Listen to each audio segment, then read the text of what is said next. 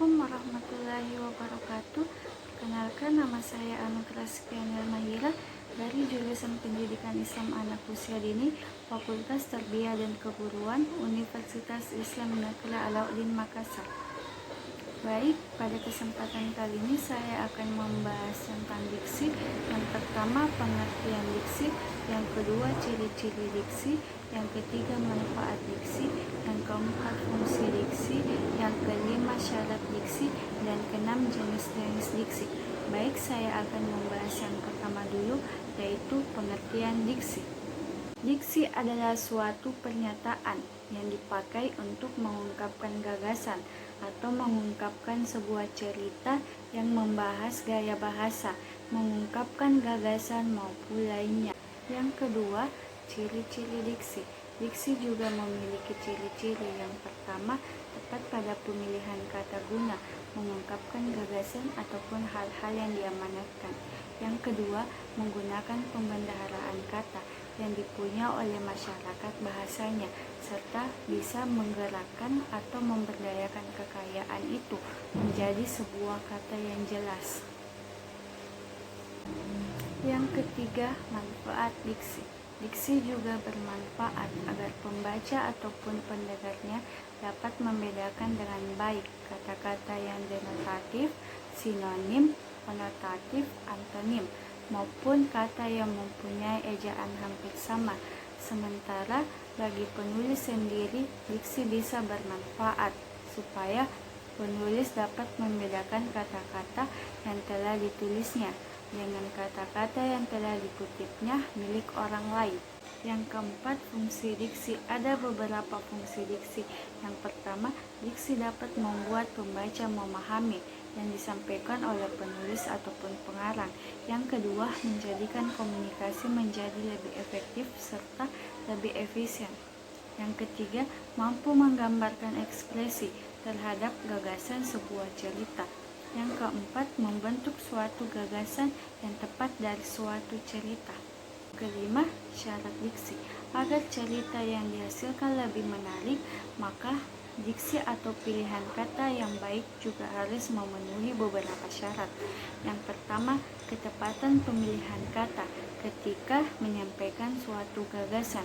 Yang kedua, pengarang juga harus mempunyai kemampuan untuk membedakan dengan tepat makna.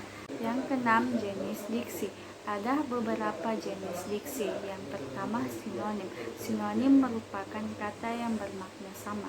Contoh sinonim adalah bahagia persamaannya gembira, matahari persamaannya mentari, lezat persamaannya enak, bagus persamaannya indah. Yang kedua, antonim. Jenis yang kedua adalah antonim, yang berarti kata yang mempunyai kata berlawanan.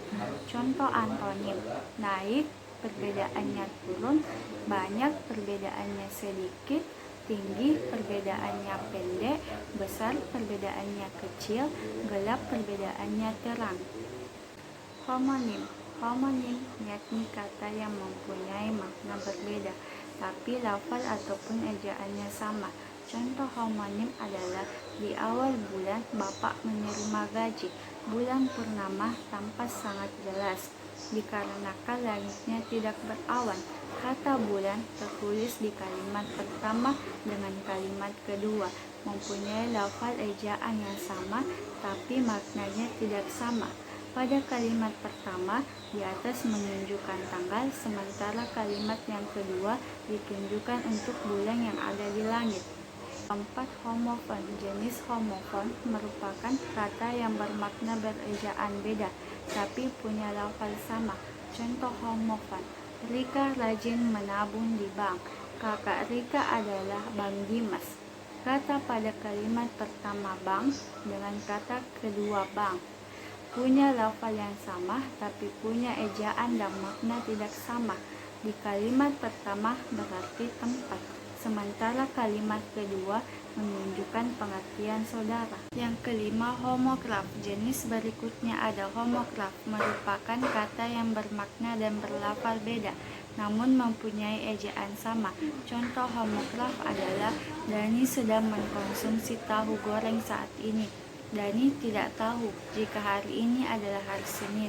Tahu yang terdapat pada kalimat di atas punya ejaan yang sama.